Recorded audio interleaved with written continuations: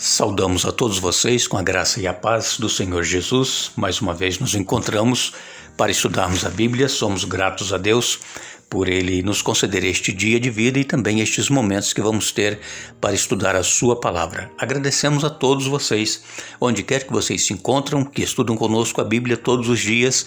Agradecemos a vocês que são inscritos no canal Hora Tranquila, que compartilham esses estudos com outras pessoas e também agradecemos a todos vocês que nos escrevem dizendo de onde acompanham os estudos. Mandamos aqui um alô especial para Irene Mausi, é de São Gabriel da Palha, no Espírito Santo. Nilza Justiniano é da Itália. Maria das Graças é de Coronel Fabriciano, Minas Gerais. Donizete e Tuca são de Mococa, São Paulo. Neia Cani de Nanuque, Minas Gerais, e todos os demais que nos escrevem, agradecemos e sempre mandaremos alô para vocês. Iremos orar. Eterno Deus e Pai que estás nos céus, muito obrigado por mais uma vez permitir estarmos juntos para estudarmos a Tua Palavra. Te agradecemos por este dia e que o Teu Espírito Santo esteja presente conosco, nos dando entendimento do estudo que iremos fazer.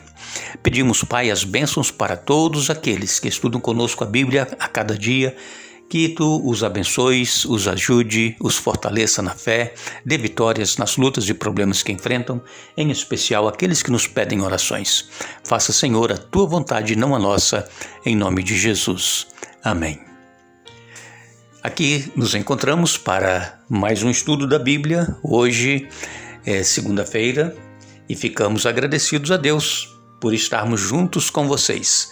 Ficamos felizes também por todos vocês que estão participando do curso bíblico Conhecendo a Palavra de Deus. Este curso é postado todos os sábados à tarde no YouTube. É muito importante você ser inscrito no YouTube. Por quê? Porque você vai poder acessar o dia que você quiser, a hora que você quiser, no local que você estiver. Você não precisa pagar porque está no YouTube e tendo somente na sua rede social. Infelizmente, você precisa deletar para abrir espaço no seu telefone. É um vídeo pequeno, é no máximo uns 15 minutos, mas que é de grande utilidade para cada um de nós.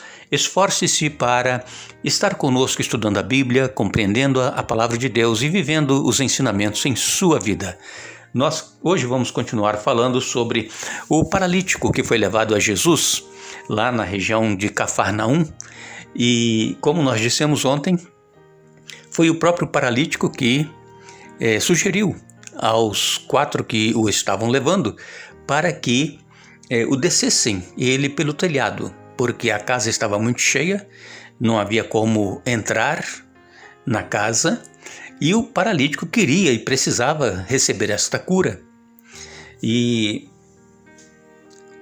há um ditado que diz: se os amigos que você tem não te levam a Jesus, eles não servem para ser os seus amigos. Então, esses eram verdadeiros amigos desse paralítico, porque eles estavam carregando-o para encontrar-se com Jesus. Então, as nossas amizades, elas precisam fazer com que nós nos aproximemos mais de Deus. Nós, claro que deveremos nos relacionar bem com todos, mas teremos que evitar amizades mais profundas com aqueles que procuram nos levar para o caminho do pecado, o caminho do mal. Essas pessoas não servem para ser nossos amigos. Podemos ter relacionamentos com eles, cumprimentá-los, conversar, mas não conviver com eles como aquela pessoa que procura levar-nos a Jesus. Este paralítico, então, ele teve o seu leito, aquela marca descida exatamente onde estava Jesus. E então, Jesus, quando viu aquele paralítico na frente dele ali, ele foi direto à raiz do problema.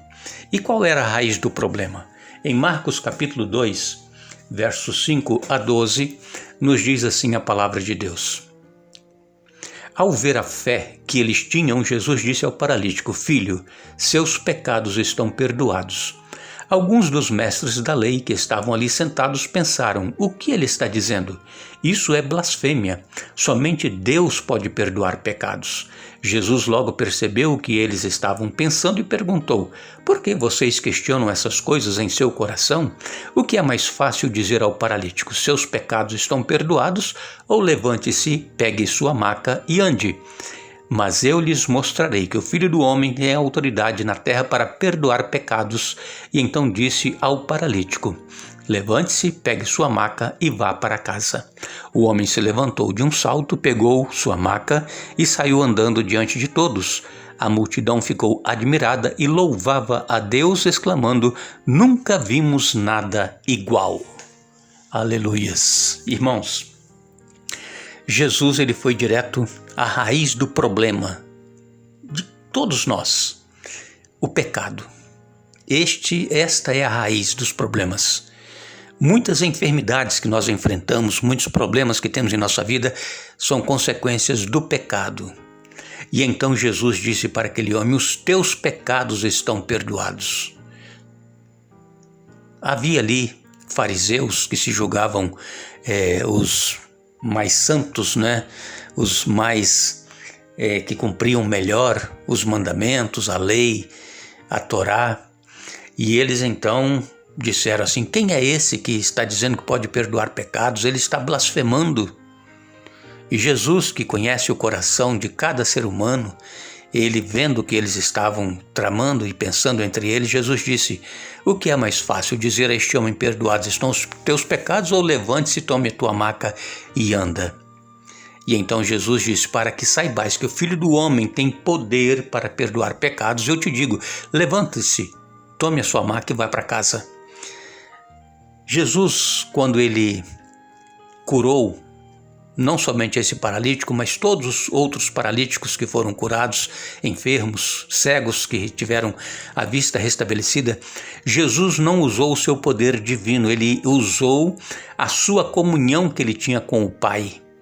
Por quê? Porque muitos que viveram antes de Jesus e que tinham comunhão com Deus também tiveram poder para realizar curas, tiveram poder para ressuscitar pessoas. E eles não eram Deus, eram seres humanos como nós. E Jesus, ele era Deus, mas era também homem, era 100% Deus e 100% homem. E nunca Jesus usou o poder divino para se beneficiar de nada. E então, este poder que Jesus usou é o poder da comunhão que ele tinha com o seu Pai. E qualquer ser humano que for sincero para com Deus e que tem comunhão, também terá poder para realizar curas, milagres, assim como Jesus disse. E muitas das vezes, quando nós temos uma enfermidade, quando nós temos um problema e nós vamos então ao médico, normalmente os médicos receitam remédios apenas para dar um paliativo, apenas para aliviar a dor, apenas para aliviar os sintomas. Eles não vão à raiz do problema. E então as pessoas, por exemplo, têm uma enxaqueca, têm uma dor de cabeça, por um momento é aliviado, mas depois volta aquela enxaqueca, aquela dor de cabeça, aquele problema.